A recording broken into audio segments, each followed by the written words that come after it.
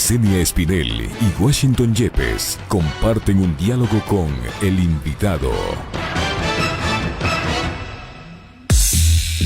En Punto Noticias hablamos de...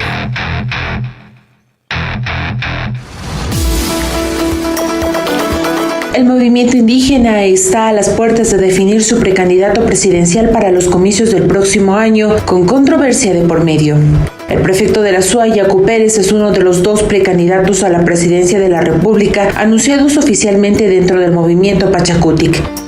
El pasado miércoles 22 de julio, un mes después de haber anunciado que se había infectado de coronavirus, a través de una rueda de prensa, Pérez señaló que retoma sus actividades tras haber superado el virus y ha declarado que aceptó la postulación como precandidato a la presidencia de la República, agradeciendo a las bases de Pachakutik. Hasta el momento, el otro precandidato propuesto por el movimiento campesino e indígena de Cotopaxi es Leonidas Issa.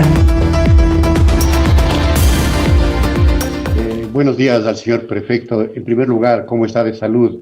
Sabemos que tenía que superar una instancia bastante complicada con el COVID-19. Buenos días. Buenos días a usted y a la audiencia que nos escucha. Muchas gracias, extiendo mi profundo agradecimiento por tanta solidaridad recibida de la SUA y del país. Pues ahora ya recuperado después de esta experiencia bastante dura que no la deseo a nadie. Por eso la mejor manera es prevenir antes que nos complique. Incluso podría complicarse mucho más cuando las circunstancias son adversas de esta pandemia. Muchas gracias, prefecto. ¿Usted va a renunciar a la prefectura de Pichincha para participar eventualmente, si es que es a la prefectura de la SUAY, perdón, si es que es nominado por su partido, por su movimiento político? Hay que esperar las siguientes semanas que tomarán una decisión del movimiento Pachakutik, a quien me debo, y si hay una mayoría pues sea suficiente para que confíen en esta persona, habrá que así tomar esa decisión de renunciar. Caso contrario, lo seguiré como lo estamos haciendo con todo el cariño, sirviendo a la provincia de Azuay. Prefecto, buenos días, le saluda Licenia Espinel nuevamente. ¿Qué le motiva a usted a participar en esta contienda electoral junto a compañeros de su movimiento político como Salvador Quispe, como el mismo Leonidas Issa, la posibilidad de que en los próximos días también se sume a esta contienda interna de Pachakutik Jaime Vargas? ¿Qué tiene que ofrecerle a los ciudadanos, a los ecuatorianos para participar en esos comicios? Términos muy generales, porque todavía no soy candidato, es apenas una posibilidad, una precandidatura. Pero lo que nos motiva es esta situación de devastado que se encuentra el país en el ámbito político, en el ámbito ético. La corrupción ha llegado a límites sospechosos. Todo la bulia, la indolencia, la insensibilidad del régimen para afrontar la pandemia, esta crisis económica tan dura que ha golpeado tanto y expulsado a miles de trabajadores y empleados, y saber que cientos de miles de personas se acuestan a dormir con el estómago vacío. Todo eso nos lleva a que algo hay que hacer y hay que contribuir a un país en donde nuestros hijos tengan la posibilidad de respirar tranquilidad, tengan esperanza, tengan sueños, y que no sigamos subsumidos en un colapso, en una situación de desgobierno, que no tenemos un horizonte claro, no tenemos una brújula, no tenemos una salida, actuamos por inercia. Saber que millones de ecuatorianos se encuentran en la pobreza, otros en la indigencia, otros en el desempleo, otros en el subempleo, en el sector informal. Es decir, toda esta situación totalmente dramática que vivimos, necesitamos no de una persona, de varias personas, y por eso es necesario activar la mira para poder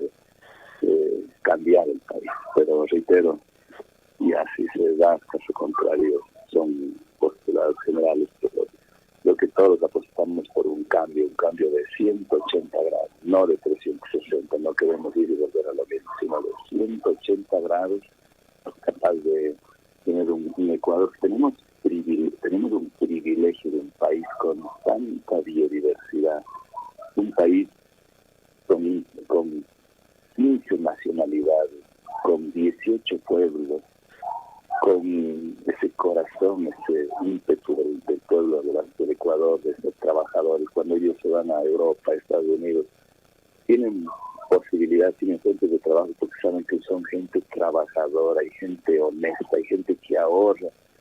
Lo que lástima que en el Ecuador no logramos encontrar ese camino para poder ser lo que son los ecuatorianos.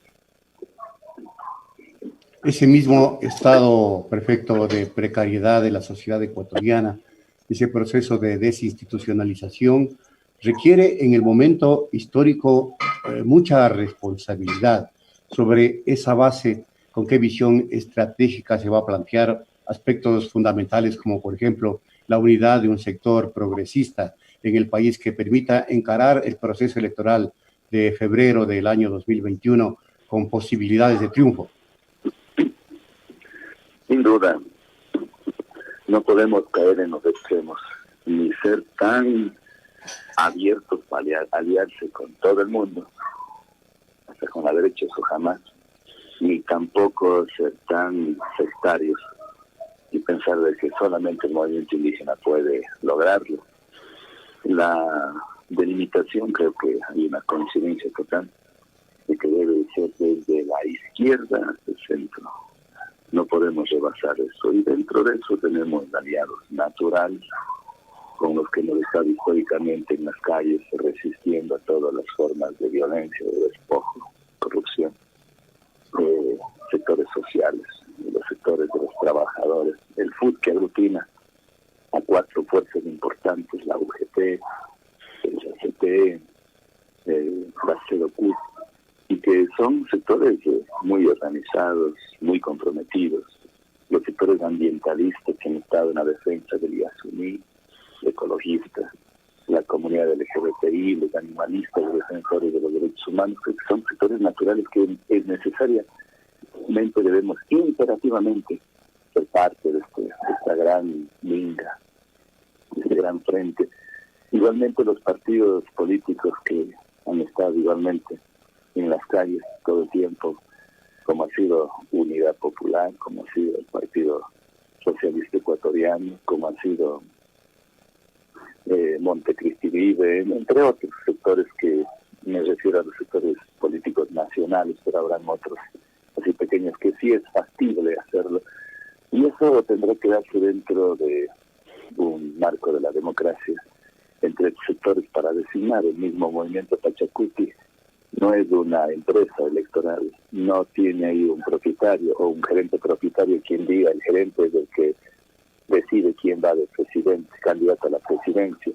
A diferencia de esos partidos de acá, hay una democracia interna en donde escogerán las bases a Leonidas Issa, a Jaime Vargas, a Salvador Quispe, de pronto alguien más se inscriba, hace falta unas mujeres, sería lindo que también participen y de acuerdo a su trayectoria, a toda su hoja de vida, sus antecedentes, de sus proyecciones, puedan libremente, democráticamente designarlo. La Coordinación Nacional de Pachacuti tiene esta potestad y lo hará en las próximas semanas. Perfecto, Pérez. ¿Existe división entre Pachacuti y la CONAIE, tomando en cuenta que hace algunos días el titular de la CONAIE, Jaime Vargas, hizo reparos al proceso interno que está viviendo Pachacuti y señaló que al parecer Pachacuti estaría tratando de establecer candidaturas sin tomar en consideración la estructura de la CONAIE? ¿Qué decir al respecto? Más que división, yo considero que son criterios que se vierten porque no siempre se va a coincidir, siempre van a haber algunos criterios que hacen que haya discrepancias, pero esas discrepancias son necesarias porque eso genera justamente tesis y antítesis. La dialéctica no genera el debate y al final nos ponemos de acuerdo, y creo que hay un criterio por el tema de que deberían participar también las bases de la CONAIE para la designación, y me parece que sí, así tiene que ser, solo que las mismas bases de la CONAIE son las bases de Pachacuti. Hay que tomar en cuenta que no pueden como organización, lastimosamente hubo una reforma del Código de la Democracia antes, a pesar de nuestra insistencia, queríamos que hayan adherentes colectivos y no se le tomó en cuenta, sino dejaron solamente como adherentes individuales. Entonces ahí ya dentro de la parte de la formalidad legal o jurídica no hay cómo tener la representación colectiva. Entonces esas personas que son integrantes de las federaciones, de las confederaciones de los pueblos, por mandato legal no pueden, pero sí pueden hacerlo a título individual. Y la CONAIE, por ejemplo, se regula en función de su propia legislación, de su derecho propio, de su estatuto, marcado en lo que dice la Constitución, y no tiene más observaciones. En cambio, Pachacuti, además de la Constitución, tiene que enmarcarse y ceñirse estrictamente a lo que dispone el Código de la Democracia y las leyes conexas y sus reglamentos y sus instructivos. Ahí es un poco más riguroso, y por esa razón Pachacuti no puede abrirse dentro del marco legal a todo lo que quisiéramos nosotros como pueblos, aplicando la plurinacionalidad, la interculturalidad. Desventajosamente eso nos activa. Por ese lado me parece que son los criterios que con razón piden desde la CONAIE que se amplíen las organizaciones, pero en cambio legalmente. Ahora, eso es simple, si el CNE da paso, aunque dudo, porque reitero, hay un marco legal, si da paso lindo, pero si no da paso ahí se nos complica. Son criterios, pero en realidad yo división no la veo. Señor Pérez, dada la heterogeneidad que compone en términos ideológicos el movimiento Pachacuti y la propia CONAIE, no existe la posibilidad, por decir de alguna manera, ¿no?, por calificarlo de alguna manera, de deslices ideológicos en esta oportunidad en cuanto a apoyos, eventuales apoyos, porque recuerde usted que en la anterior elección se apoyó a un banquero, por ejemplo, de parte de ciertos sectores de su movimiento. Hoy la línea de Pachacuti irá desde el centro a la izquierda de manera marcada, definitiva, clara, para evitar confusiones de carácter ideológico, o hay esta posibilidad de que fuerzas de otros sectores también presionen para otro tipo de apoyos. No, yo creo que la situación es clara y hay una precisión. Yo no recuerdo que la vez pasada se haya apoyado a los banqueros, jamás, y tenemos que decir aquí con absoluta sinceridad, cuando se dieron ya la segunda vuelta y cuando veía que Lasso se le quedaba sin sus votos, yo mismo hice una declaración que prefería, y por eso algunos me piensan vincularme con Lasso, que prefería un banquero a una dictadura.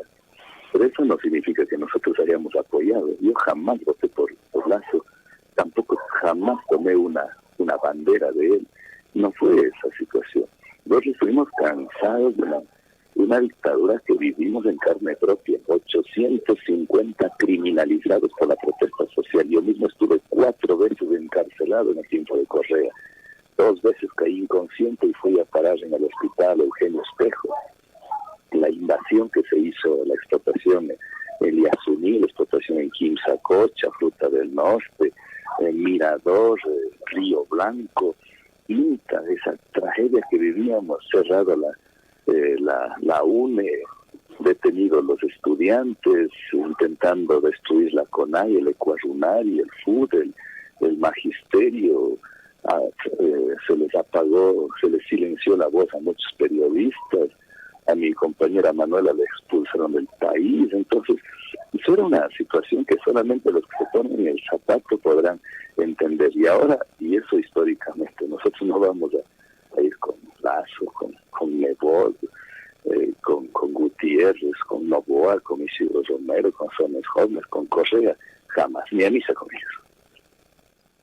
Perfecto, Pérez. ¿Hay la garantía o existe la garantía de que el candidato que salga triunfante de esta interna de Pachacuti realmente obedezca la decisión de las bases de la mayoría de los integrantes de esta organización política y no responda a la definición de acuerdos o de componendas entre los dirigentes, como pide que se haga el señor Leonidas Diza, otro de los precandidatos a la presidencia de la República?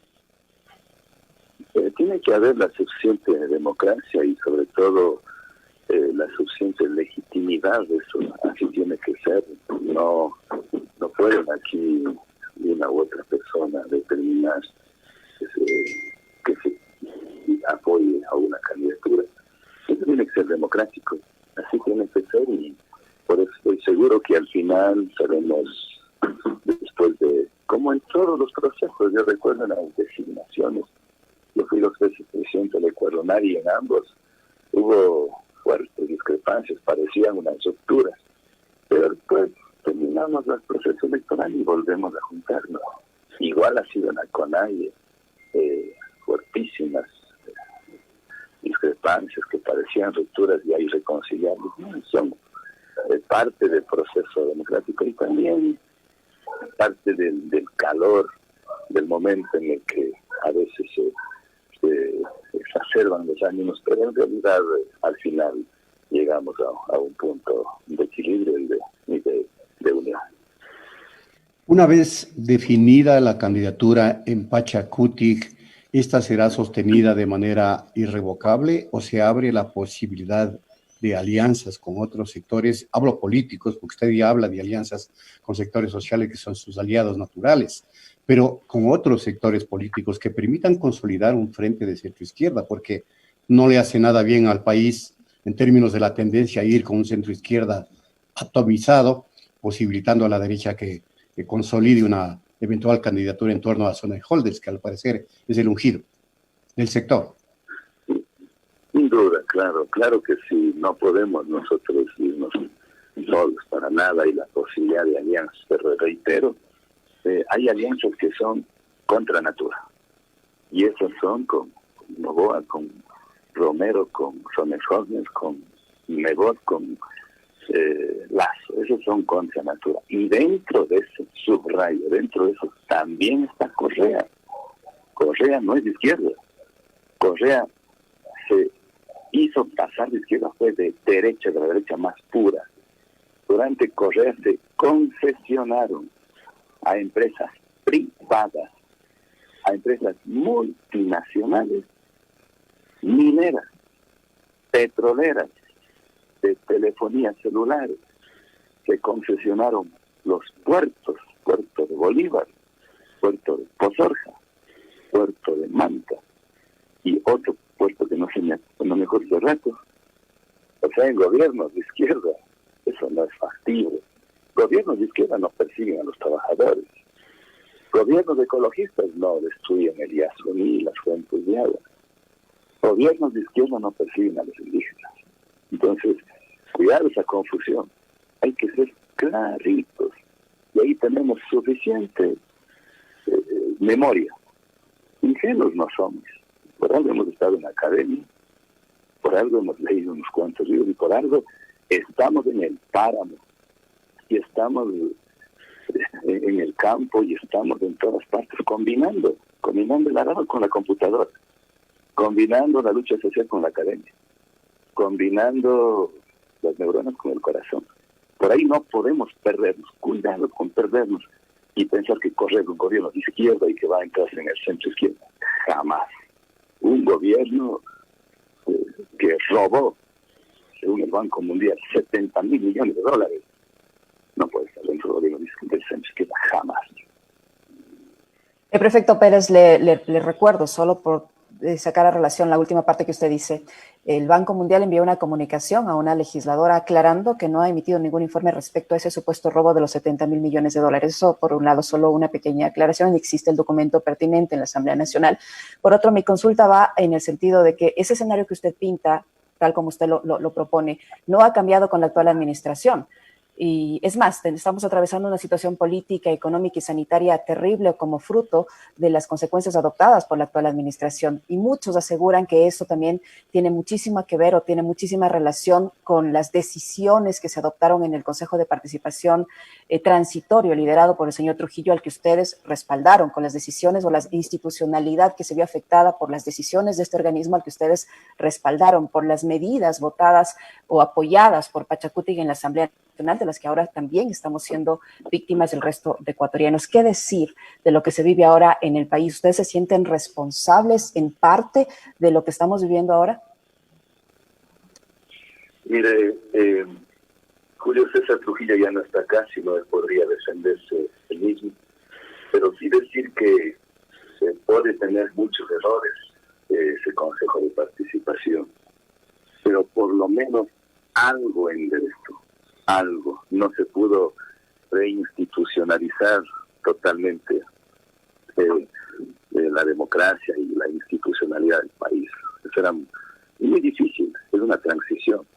Yo estoy consciente que hace rato hemos recuperado la institucionalidad, pero de lo que vivíamos un fascismo, al menos algo, por lo menos podemos hablar duro, porque en otros momentos no podíamos levantar la voz. Levantábamos la voz y nos salían en las sabatinas, decía tal persona y nos ponía el dedo, nos señalaba con el dedo, y el día lunes ya había la orden de prisión, porque había un Mussolini criollo que con sus diatribas y con toda su fuerza que tenía, porque era, digamos, un estado de propaganda, donde los jueces, los fiscales estaban a las órdenes del Führer. Recordemos cómo era el mismo Führer dijo, el Führer criollo dijo un cierto día: yo no soy presidente solamente del Ejecutivo, yo soy presidente y soy jefe de Estado, del Ejecutivo, del Legislativo, del Judicial, de la Contraloría, de la Procuraduría, de la Fiscalía, por los jueces. Pero ese escenario, señor prefecto, ese escenario no ha cambiado. Ese escenario, como usted lo está pintando, se mantiene. ¿O usted no cree que hay persecución en contra de sus propios compañeros de Pachacuti, en contra de sus propios compañeros de la CONAIE tras las protestas de octubre pasado? Hay medios que se han intentado cerrar, hay persecución judicial, y eso es evidente. ¿Usted cree que esa situación no se ha mantenido así como usted la pinta, no ha cambiado actualmente? No, y en eso tiene usted razón. O sea, el gobierno de Moreno es la continuación del gobierno de Correa. La persecución fue dramática en octubre. 10 vidas que se apagaron y que todavía no haya justicia, y por eso le hemos dicho debería intervenir la Corte Penal Internacional. Pero lo que pasó en octubre fue dramático, perder vidas humanas, que se apagaron vidas humanas. Eso no puede quedar así.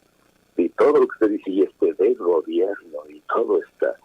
Recordemos, Moreno fue 6 años vicepresidente de Correa y estuvo el resto del tiempo representante del gobierno de Correa en Naciones Unidas. Fue lo mismo. Entonces, pensar que hay una diferencia entre los dos, pero todavía se puede hablar del tongo de la pugna entre Moreno y Correa. Son lo mismo, exactamente lo mismo, solo que este gobierno hay algunos matices que algo se diferencia. Por ejemplo, va con más fuerza hacia el neoliberalismo, sí, políticas fondomonetaristas, ya se vincula. En cambio el otro era un entreguismo total a la China. Por algo nos dejó el otro hipotecado el petróleo hasta el 2024. Él se fue con la China, acá Moreno en cambio se va con el Fondo Monetario, con el Banco Mundial, con los multilaterales, y todo lo que hizo ese endeudamiento agresivo, lesivo para los ecuatorianos. Hoy trata algo de recomponer, pero yo creo que es un mismo felino con diferentes collares nada más entre Correa y Moreno. Señor Pérez, este odio al expresidente Correa no va a permitir en el momento de decisiones históricas que se cometan a la par errores históricos que no van a permitir consolidar un frente para avanzar y enfrentar a la derecha en el país, en el proceso electoral. Le pido este razonamiento porque se ve cerrada toda posibilidad de entendimiento, no con Correa, sino con gente que apoya una propuesta que está dentro del sector de centroizquierda. Y consecuentemente, si es que no se da esa apertura y hay un odio supino, tremendo, inolvidable, que no quiere alejarse del análisis político, evidentemente no se va a avanzar en el proceso de unidad. ¿Qué plantea usted? Señor periodista, con todo el cariño y respeto que le tengo a usted, algún rato tendré la oportunidad de conocerlo y darle mi mano y ofrecerle un abrazo. Pero no me haga decir lo que me ha dicho. No tengo ningún odio. No soy resentido social. No, el odio es lo peor que puede hacer daño a las personas. Venganza, resentimientos, odios, jamás. Solamente una realidad. Una realidad. Lo que vivimos los 10 años. No es odio. Solamente justicia. Justicia. Primera aclaración. Y la segunda, dentro de los partidarios y seguidores del expresidente Correa, hay gente valiosa, gente que muchos creyeron y soñaron con un país distinto, y probablemente todavía algunos piensen, y yo respeto porque he tenido muchos encuentros con ellos, y han dicho, robó pero hizo carreteras. Yo diciendo, pero respeto. Ha dicho, yo, y tengo que, por ejemplo, algunos temas reivindicar cuando Correa inició su gobierno. Yo estaba de acuerdo con lo que llamó a la Asamblea Constituyente porque era una propuesta del movimiento indígena. De acuerdo con la Declaratoria de Estado Plurinacional y el derecho humano al agua y los derechos colectivos, y con expulsar a las bases norteamericanas de Manta. ¿Cómo no íbamos a estar de acuerdo? Pero cuando después acumuló poder, ahí cayó en desgracia. Y por eso digo, con esas miles de personas que todavía creerán en él, yo respetaré, con muchos que he conversado, me han dicho que sí, a pesar de las diferencias, pero también igualmente nos respetan nuestros criterios y hasta han ofrecido apoyarnos en una eventualidad. Reitero, yo en la parte humana no quisiera estar lo que está atravesando el expresidente, vivir perseguido, digamos, estar prófugo de la justicia, no volver a mi país que tanto cariño le dieron en su tiempo, estar fuera, yo digo metafóricamente como diablo en botella, de ser duprísimo, pobre de la familia. Pero uno solo siembra, uno cosecha lo que siembra. La vida, la filosofía andina nos enseña que uno recibe lo que da, una mueca o una sonrisa. Por eso debemos comportarnos bien, jamás cometer travesuras para después no tener que ir pagando en vida, porque aquí en nuestra propia vida se paga. Todo lo que dicen con nosotros se les vino encima, porque con esa misma justicia con la que él gobernó el país, así mismo le están pagando. O sea, con la misma base, lo que dice la Evangelio. Prefecto Pérez, ¿para cuándo está prevista? ¿Ya tienen una fecha definida en que ya van a resolver internamente el candidato definitivo de Pachacuti? ¿Cuándo lo vamos a conocer? Por un lado. Por otro, si ya se define un candidato propio de Pachacuti, ¿esa apertura que usted dice van a tener va a ser solo para la integración de la lista para asambleístas o ya hay una decisión de Pachacuti como tal de tener un candidato presidencial único? Bueno, entiendo que en las próximas semanas ya definirán. Yo no estoy siguiendo los detalles. No tengo ninguna obsesión por una candidatura presidencial. No me desespero para nada. Yo estaré donde me digan que estén las bases. Quiero que dar un salto a lo nacional. Semejante desafío, semejante reto de un país quebrado. No es fácil. Si toca, tocará. Y no me quedo acá en la prefectura. Estamos viendo un trabajo sin plata, sin recursos. Nos deben desde marzo, ya casi 5 meses. Es una de las cosas que más debe este gobierno por todas las retaliaciones. Por ahí le damos, lindo. Y ya pronto volveré a la casa. Volveré a mi consultorio jurídico, volveré a la academia, volveré a la chacra, volveré a hacer música, volveré a estar más tiempo con mi familia. Y será lindo.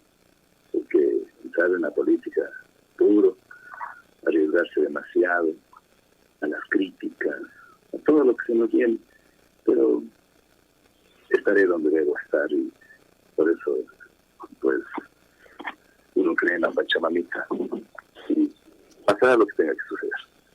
Ok, muchísimas gracias al prefecto de la SUAY, Yacu Pérez, precandidato a la presidencia de la República por el movimiento Pachacutic, que nos ha acompañado aquí en Punto Noticias.